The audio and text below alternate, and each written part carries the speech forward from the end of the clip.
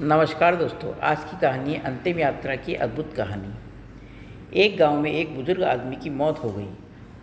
उनके बेटे और सगे संबंधियों और गांव वालों ने मिलकर उनकी अंतिम यात्रा की तैयारी की। उनकी अर्थी तैयार की गई और उन्हें शमशान लेकर जाने लगे।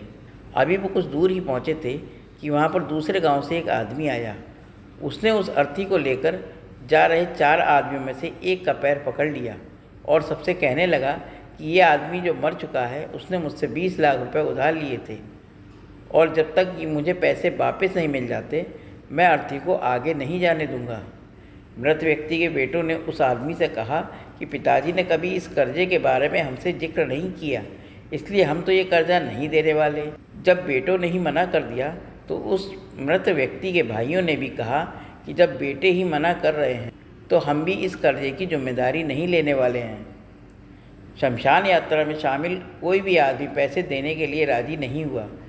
दूसरे गांव से आए उस व्यक्ति ने अर्थी को आगे भी नहीं जाने दिया जब तक कि इस घटना की खबर घर की महिलाओं तक ना पहुंच गई। मरे हुए आदमी को एक बेटी थी। जब उस तक ये खबर पहुंची तो उसने एक पल भी ना सोचते हुए अपने सारे जेवरात और कीमती वस्तुएं लेकर वहां पहुंच गई और उस आदमी को सारी चीज़ें देते हुए बोली, आप इन चीज़ों को बेचकर पैसे ले लीजिए, अगर कुछ कम पड़ेंगे तो वह भी मैं आपको धीरे धीरे लौटा दूंगी, लेकिन मेरे पिताजी की यात्रा को मत रोकिए। इस घटना को देखकर सारे गांव वाले दंग थे।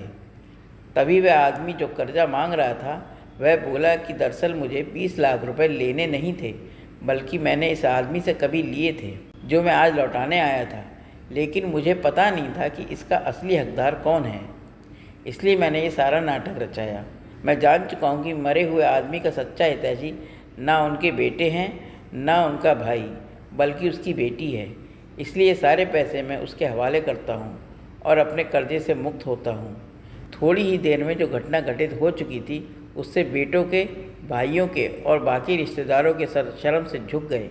इसलिए हमेशा दुआ करना कि हर किसी को एक बेटी ज़रूर हो, क्योंकि बाकी सब तो माता पिता की दौलत को अपना समझते हैं, लेकिन बेटियां माँ बाप को अपनी दौलत समझती हैं।